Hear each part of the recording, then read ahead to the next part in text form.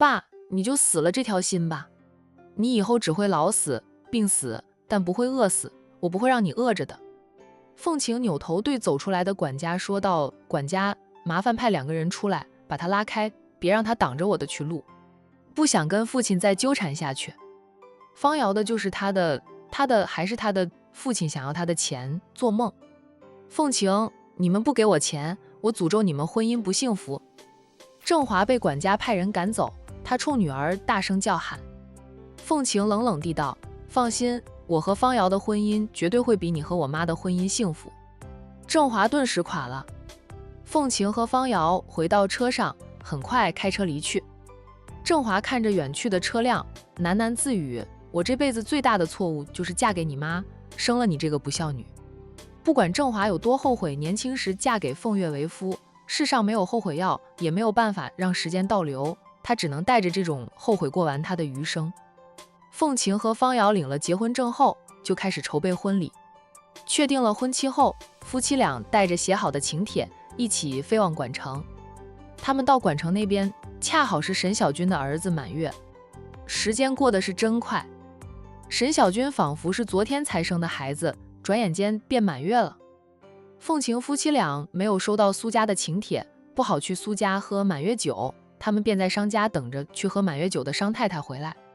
商家的管家打了电话告诉商太太，商太太知道是怎么回事，她反应是淡淡的回了管家一句：知道了。大姨，怎么了？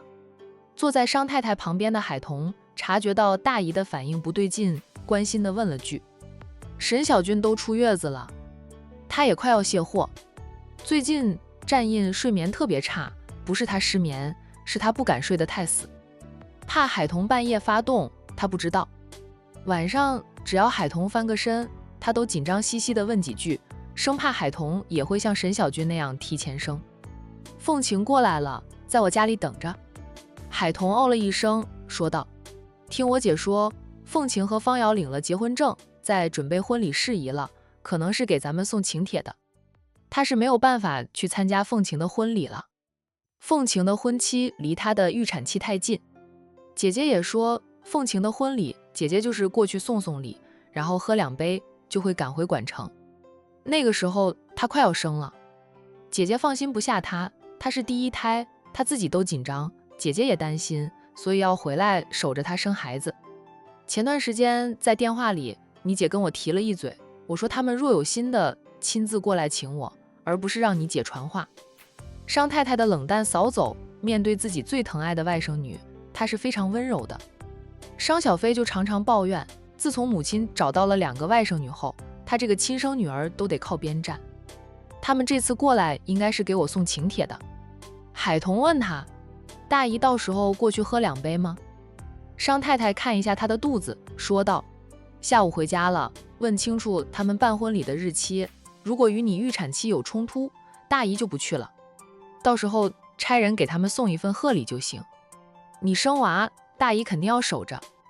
商太太拉着海童的手，你现在也要少出门，怀孕晚期走动多了，很累的。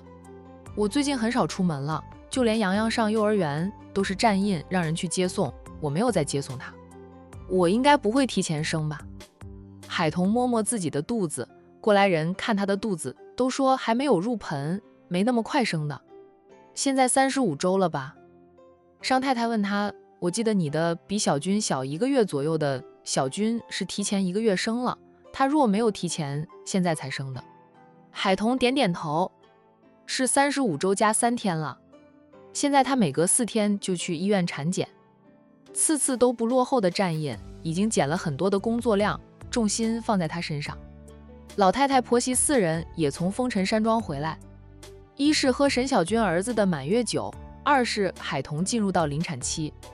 这是老太太第1个曾孙辈，她老人家是非常重视的。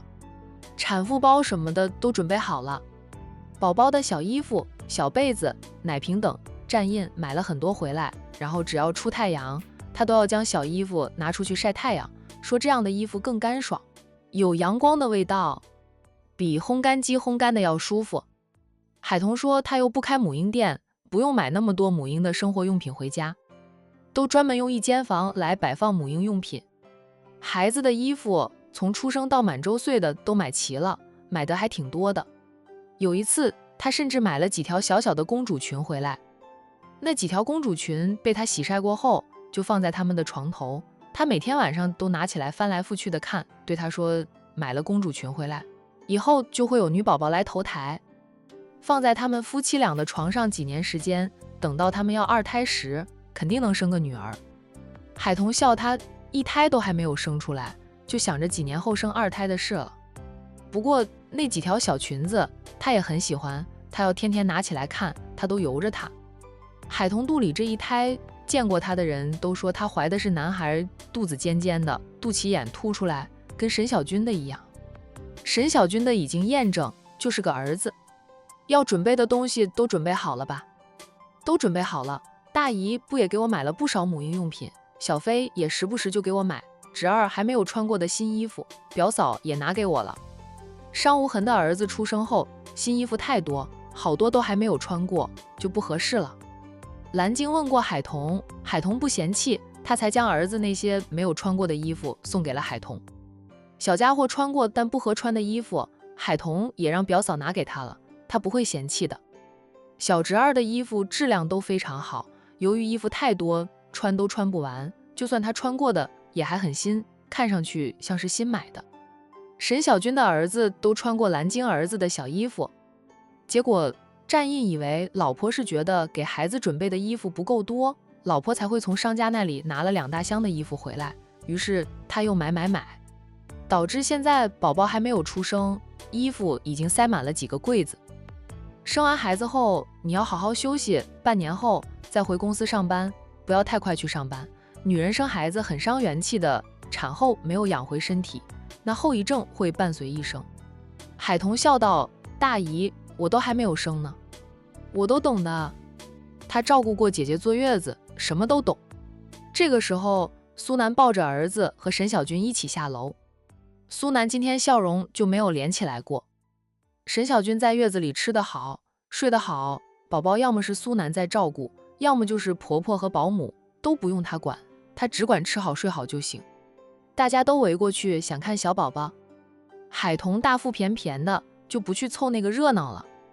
商太太也拉着他的手，不让他去凑热闹，怕被别人不小心碰撞到他的肚子。不久后，沈小军夫妻俩走了过来。彤彤，沈小军笑着叫了好友一声。海童先将早就准备好的红包放到宝宝怀里，小家伙穿着一身新衣服，这是他外婆买的。这里的风俗是，宝宝满月当天穿的新衣服要外婆买。睡着了。海童摸了摸小宝宝的脸，软绵绵的，比刚出生时重了好几斤，养得很好。吃饱就睡，睡醒了就拉，拉了又吃，吃了又睡，很好带。在沈小军眼里，他儿子很好带，不怎么哭闹。实际上是不用他照顾宝宝，宝宝需要吃了才会找他，有时候直接喂奶粉都不用找他。海童打量着好友，2个人是多年老友了。海童这个打量的眼神，沈小军秒懂。他摸摸自己的脸，问海童：“彤彤，我现在是不是长胖了？”不算胖，只能说是圆润了点儿。沈小军说道：“明明就是胖了，我和我儿子一个样，吃饱了就睡，睡醒又吃，当成猪养了1个月，不胖才怪呢。补品每天都吃，他的身子恢复得很好，就是体重咻咻的往上涨。他跟苏南嚷嚷，出了月子后就要减肥。我要减肥，减肥。”海童笑道：“真不算胖，不用减，你现在哺乳期，能吃是正常的。”好友本就是吃货。苏南在一旁附和着：“老婆，我都说了你不胖，不用减肥的，你看彤彤都是这样说的。”沈小军又问了商太太，商太太笑着说她不算胖，沈小军才没有嚷嚷着现在就开始减肥。一家3口待了10来分钟，又抱着宝宝去见其他重量级的亲戚了。海童等人在苏家一直待到下午才回家。因为凤晴夫妻俩过来了，海童便让丈夫送她去商家，跟着商太太等人一起回家的。见到凤晴时，海童笑，夸着凤晴：“很久不见，凤晴，你变得越发漂亮了。”新婚热恋中，凤晴整个人容光焕发的，看上去是比以前更漂亮。凤晴笑着回夸她，彤彤，你也还是那么漂亮，我见过不少孕妇，你是我见过的孕妇当中最好看的那个。那是我一直都这么漂亮。海童自恋地摸一下脸，众人都笑。一行人回到大厅里，寒暄过后，凤晴拿出了2份请帖，一份是给商太太的，一份是给海童的。表姐，彤彤，我和方瑶领了结婚证，也选好了日子办婚礼的，婚期在半个月后。凤晴看着商太太，眼神里满是期待。表姐，到时候请你带着家人过去喝杯喜酒。商太太接过了请帖，翻开来看了看后，合上了请帖，并将请帖随手递给了丈夫。商先生没有看，只是拿着。商太太没有马上回答凤晴去不去，她先问了凤晴的身体情况，知道凤晴的伤基本上好了，江城那边的麻烦事也都解决。方瑶对凤晴的好，商太太也知道。她叮嘱了方瑶几句后，才对凤晴说道：半个月后，彤彤应该还没有生，我会和你表姐夫过去，小飞兄妹我就不能保证，他们都太忙，可能挤不出时间过去。凤晴连忙说道：我理解的表姐和表姐夫能过去参加我的婚礼，我就很开心了。他这次来也给费老先生带来了很多礼物。费老先生知道凤晴是无辜的，但他对凤晴始终有隔阂，觉得凤晴是凤月的亲生女儿，现在很好，以后会不会变坏不好说。也就是凤晴真的将家主之位以及凤家的一切都交给海玲，费老先生对凤晴的看法才略有改观，但还是不太待见凤晴。此刻费老先生就借口说累了困了，躲在他的房里休息，不想面对凤晴。凤晴很想让商太太夫妻俩带着费老先生过去参加他婚礼的，想了又想，都不敢说出口。一来费老先生明显不待见他，二是费老先生年纪太大，身体也不是很好，每天都要吃药，吃的那些药都是神医师徒俩配制成的，外面的药店或者医院里未必能买到。听说研制成那些药丸的药材很珍贵，大多数是神医师徒俩栽种的珍贵药材，或者那些老前辈派人到处采回来的。费老先生也就是有那些老友们不计成本的用珍贵药材养着他，才能活到现在。钟伯不会去的，他年纪大了，出一趟远门很不方便。像是看透了凤晴的心思，商太太忽然说了句：凤晴理解地道，我知道。海童在这个时候说话：我估计就不去参加你的婚礼了，现在出趟门都觉得累。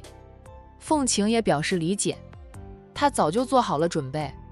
海童来不来那是海童的事，她还是要给海童送份请帖的。战役也说了话：彤彤大腹便便，很快就要生了，到时候我也没有时间过去，不过给凤小姐和方先生的贺礼，我会让人送过去。谢谢。凤晴道了谢，关心地问海童预产期。还有1个月。凤晴点点头。只要海童不会提前生娃，商太太夫妻俩还有海玲都会参加她的婚礼。海童生娃时，凤晴夫妻俩估计度蜜月去了。她想等海童生了后，给宝宝准备的红包及见面礼，她交给海玲，让海玲带回来。等海童的宝宝满月时，她刚好度蜜月回来，还是能喝上一杯满月酒的。你生孩子时，我应该在度蜜月，到时候我给宝宝准备的见面礼及红包，让你姐带回来。等你孩子满月时，记得请我喝杯满月酒，沾沾喜气。凤晴很实在地说道：我想早点生个孩子。海童笑：好。商太太留凤晴夫妻俩在家里吃饭，饭后夫妻俩便离开回江城去。海童在商家逗留到晚上8点多，才和丈夫一起回家。由于油油山庄离市区较远，海童现在孕晚期了，随时都有可能会生，故而小夫妻俩早从悠悠山庄搬回到市区住，就住在明苑花园的房子里，那里离医院是最近的。夫妻俩刚结婚时就住在那里，在那里培养出感情。重新搬回到那里住，除了老太太跟着过去住，就只有夫妻俩了。海童总觉得明苑花园的小家才是他和战印的家。老太太已经从苏家回来了。夫妻俩回来时，他老人家坐在沙发上看电视，怀里抱着一只毛绒大鹅抱枕。战印养的宠物狗、宠物猫没有带过来。自从海童怀孕后，宠物们都不能出现在海童面前，怕会有弓形虫。哪怕宠物们定期去修剪、打预防针，不怕1万，就怕万一。战家全家上下都小心翼翼的。老太太平时习惯抱着宠物猫看电视的，此刻没有猫可撸，只能抱那个大鹅抱枕了。奶奶，奶奶！夫妻俩一前一后进门，看到老太太还没有睡，海童边叫着奶奶边走过去。奶奶还没有睡。老太太笑得慈祥，人也跟着起身，慈爱地看着走过来的海童：你们还没有回来，奶奶哪里睡得着？怎么去了那么久？海童走到老太太跟前，挽上了老太太的手臂，婆孙俩双双坐下。凤晴和方先生领了结婚证，给我和大姨送来请帖。大姨留她在家里吃饭，吃了饭后，我又和小飞聊了一下生意上的事，才回来。其实回来的很早的了，还没有结婚之前，我天天晚上都要11点过后才能到家。战印就更不用说了，半夜3更才回来的。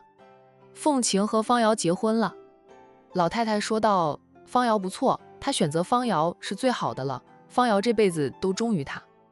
封家的家主身边都会有一位忠心耿耿的全能助理，他们生是家主的人，死是家主的鬼。朝夕相处的机会很多，说他们都是没有感情的人，那是假的。他们大多数都会对家主动心，但真正能和自己忠心的人结为夫妻的。凤晴和方瑶是第一对，就算凤晴没有接管凤家的一切，但她曾经是凤家的接班人。方瑶也是全能助理基地培养出来的优秀人才，她这辈子都会忠于凤晴。凤晴嫁给他，不用担心他变心。他们俩早就看对了眼。凤晴以前还说，只要个孩子不想招个男人上门，就想过跟方瑶借种，现在这样子挺好的，希望他余生都能幸福。老太太点头，她看着孙媳妇高高隆起的肚子，眼神里满是慈爱。彤彤，你是个福星，但凡跟你交好的人都会得到幸福的，那是他们的选择，他们应得的幸福，我不占功劳。老太太笑，反正她觉得长孙媳妇就是个福星。战印给2尊大佛各倒来了一杯温开水。老婆在车上时，你就说口渴了，先喝杯水。海童接过那杯温开水。老太太则是说战印，以后你和彤彤出门时，记得带着保温杯，带着水出门，只要彤彤渴了，随时能喝到水。奶奶，我们又不出远门。不出远门也要做好准备。是战印想的不够周到。老太太是个只会说自家孙子，从来不会说孙媳妇的人。战印笑，是我想的不够周到。只要老婆的需求当场没有得到满足，回家后他准备奶奶一顿训。你去帮彤彤放好洗澡水，我和彤彤聊聊天，等你放好洗澡水了再叫彤彤。老太太吩咐着战印。海童说道：奶奶，我自己能放洗澡水的，不过只要丈夫在家，她都会体贴地帮他放好洗澡水，拿好衣服，若是他肯，她能还帮他洗澡。这个男人照顾她，照顾得无微不至的。认识战印的人都说，改变他的人就是海童。他们以前从来不知道战印会有那么温柔体贴的一面，战印留给他们的印象都是冷冰冰的，颇为不近人情。让战印去，老公做什么用呢？当然是照顾自己，给自己当靠山，有事就找他帮忙，否则总觉得自己的老公没什么用。海童扑哧的笑，奶奶，战印是你的亲孙子，你这样说他会不开心的。战印苦笑的道：没事，我早就习惯了，麻木了。奶奶典型的疼孙媳妇不疼孙子，没有他们这些当孙子的奶奶哪有孙媳妇？老婆，你陪奶奶看会儿电视，我去帮你找衣服，再放洗澡水。要吃宵夜吗？吃的话就先吃了宵夜再洗澡。不想吃，吃不了多少就觉得胃被顶住了，今天在外面一整天也有点累，早点洗洗睡了。战印便回房里去。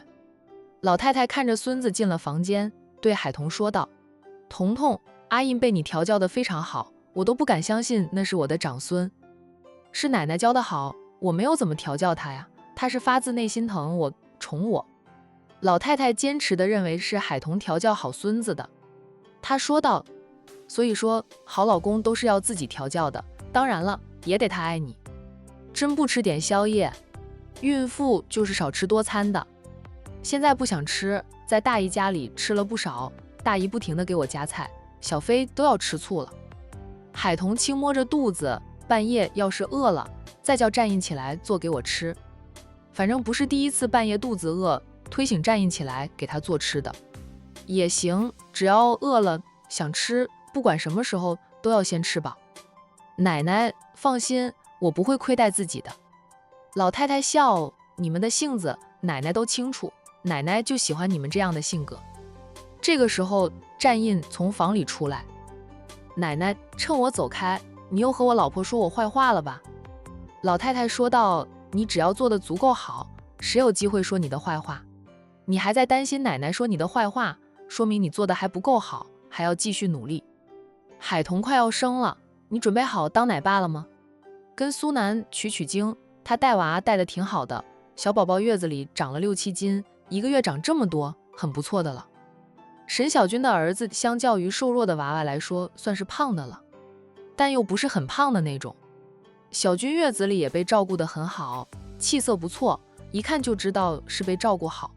反而是苏南瞧着瘦了一圈，带娃可累人了。刚出生的宝宝吃饱了睡，睡醒了就吃，母乳喂养的话，往往1个小时又哭着要吃了，吃奶粉就好一点。总之就是要经常喂，出生婴儿也没有白天黑夜之分，他饿了就要吃。照顾他的大人是很累的。战印说道，奶奶等彤彤生了，我就将手里头的工作都交给老2和老3他们，他们已经结婚，也度蜜月回来了。目前还没有好消息传出来，暂时还是可以专心打理生意的。到时候我也和苏南那样，月子里照顾彤彤带娃。这样的话，放在几年前，打死战印他都不相信自己会说出来。以前的他就是个工作狂，工作最重要，谁要是占用了他的工作时间，会被他骂死。几年后的今天，战总居然说要陪着媳妇坐月子，变化之大，谁都想不到。沈小军坐月子，苏南的确陪着爱妻一起坐月子，不仅照顾老婆带娃，还帮老婆分食月子餐。要不是有他帮忙吃月子餐，沈小军估计还能更圆润一点。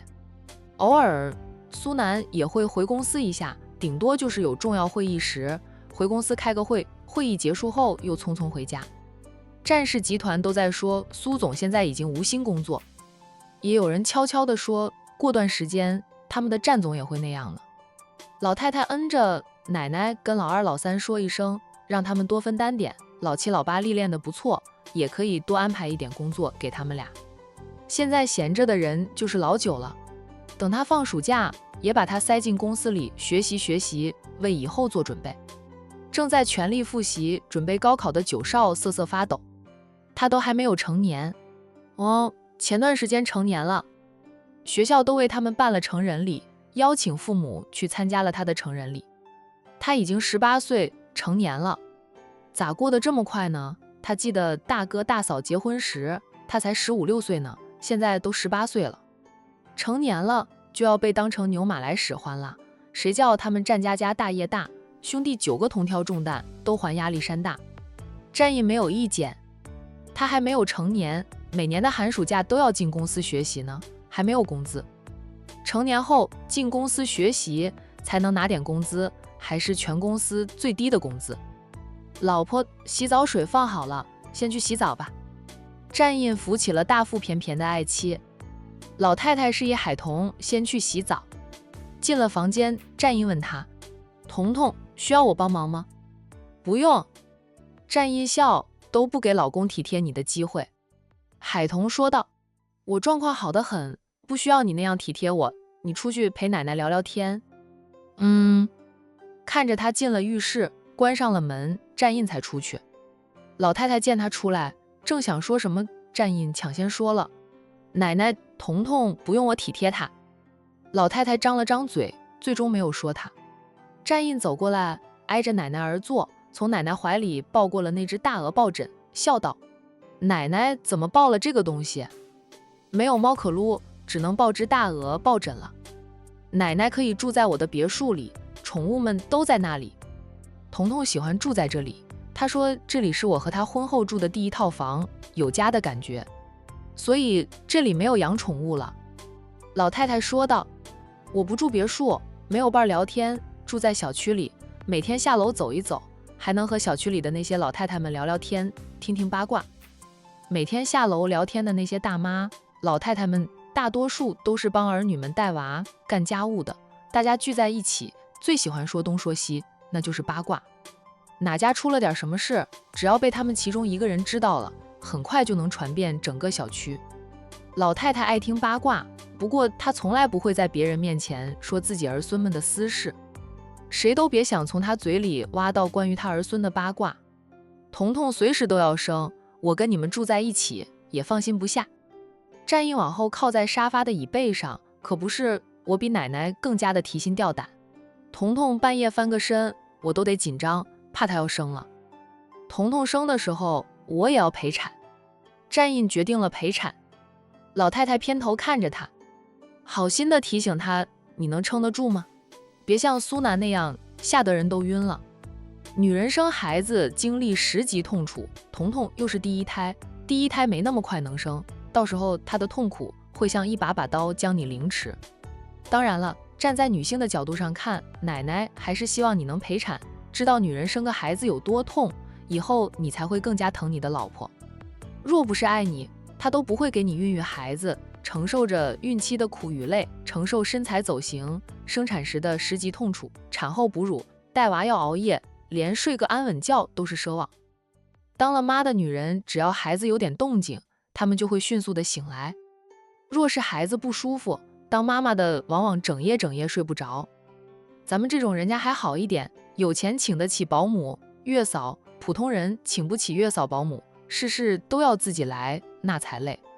战印说道，奶奶，我知道我爱彤彤如命，我自己的命，我岂有不爱的道理？这辈子我都会彤彤好的，不管有多恐怖，我都会陪着彤彤一起面对。战印是打定了主意要陪产的，也跟海彤商量过了。海彤像老太太那样打趣过他，怕他到时候像苏南那样会晕倒。他说要晕也要等他平安生产，母子平安了再晕，让海彤哭笑不得的同时又感动。老太太总算满意的拍了拍孙子的肩膀，说道，不错，有担当，奶奶支持你。战印说道，我是爷爷奶奶教养长大的，若是没有担当，我都怕爷爷半夜回来找我算账。提及去世多年的老爷子，老太太忽然叹道，你爷爷要是还活着，那该多好呀，看到你找到了幸福，他肯定会很开心的。如今他马上就要升级当太爷了，可惜他没有看到你结婚。他刚走的时候，我还经常能盼到他，现在已经好久没有梦见他了。阿印，你爷爷有来找过你吗？他在下面过得好不好？战印沉默了一下后说道，爷爷走后，我就没有梦过他老人家，我常常在想，爷爷是不是怪我不懂事，还是我做得不够好，爷爷不满意？他怎么就不到我的梦里来夸夸我呢？我做得不好，他应该来我梦里批评我，指点我的呀。他就经常想起爷爷。爷爷刚走时，奶奶最难过，他同样很难过。背着家人时，他经常喝醉酒，叫着爷爷，有时候还会抱着苏南或者陆东明，哽咽着声音说他没有爷爷了。爷爷是他人生的第一位导师，教会了他很多很多。爷孙俩感情极好。爷爷总是说，虽然有9个孙子，但长孙在他心里的重量是谁都比不了的。老人家最疼爱的就是战印这个长孙，老家伙肯定是觉得我还活着，有我在你身边指点，不会出差错的，所以他很放心的长眠地下。不过战印一直都做得很好，老爷子还活着时，对长孙的能力很是认可，他唯一担忧的是长孙的感情及婚姻。还好战印没有让爷爷失望，他有了好的姻缘，如今马上就要当爸了。每次咱们家里办喜事，我都会想到爷爷，爷爷活着，那该多好呀。爷爷比奶奶也就是大了几岁，就算活着都还不足90岁。老太太叹着气，是他没那个命了。等彤彤生了之后，我去看看你爷爷，告诉他你老婆生了孩子，他当太爷了。奶奶，我陪你去。不用，彤彤生了之后要坐月子，你陪着她照顾她，就不要跟着奶奶去墓园了。特别是宝宝还那么小，有些东西还是要忌讳一下的。战印说道，那就等孩子满月了再去看爷爷。满月当天按照风俗，本来就要给祖宗们上香告知一声。也行，那就等满月后你陪我去了。婆孙俩话家常，直到海童洗完澡出来叫战印，婆孙俩才结束了话家常。老太太回房里休息，不打扰小夫妻俩。海童大腹便便的，战印也不敢有想法。夫妻俩闲聊还没有结束，海童已经进入梦乡，得不到回应了。战印才发现老婆大人睡着了，他凑近前去，在他的额头上亲了亲，柔声说道：“老婆晚安。”之后他才轻手轻脚地下床去洗澡，一夜再无话。隔天周五，战印照旧早起，晨运后回来做好了早餐，在进入客房里叫醒了洋洋。昨晚回来时，洋洋已经被老太太哄睡着。沈小军儿子的满月酒，洋洋是没有去的，他要上幼儿园吗？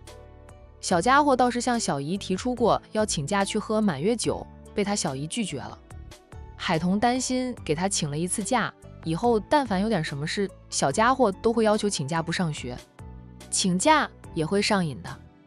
没有跟着去喝满月酒的洋洋，自然也就没有去商家。放学后是早早从苏家回来的老太太陪伴他。老太太还在楼下和小区的老太太们跳广场舞呢。洋洋边在餐桌前坐下边问：“姨丈，太奶奶呢？”在楼下跳广场舞。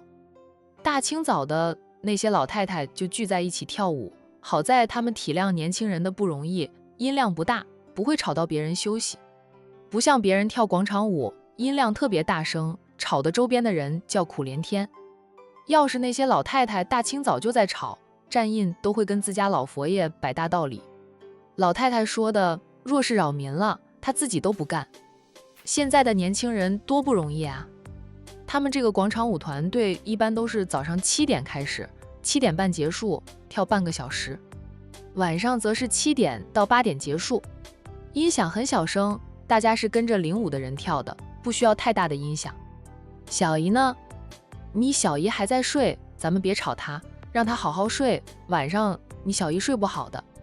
海童是容易入睡，也容易醒，总是要翻来覆去。洋洋懂事的嗯了一声。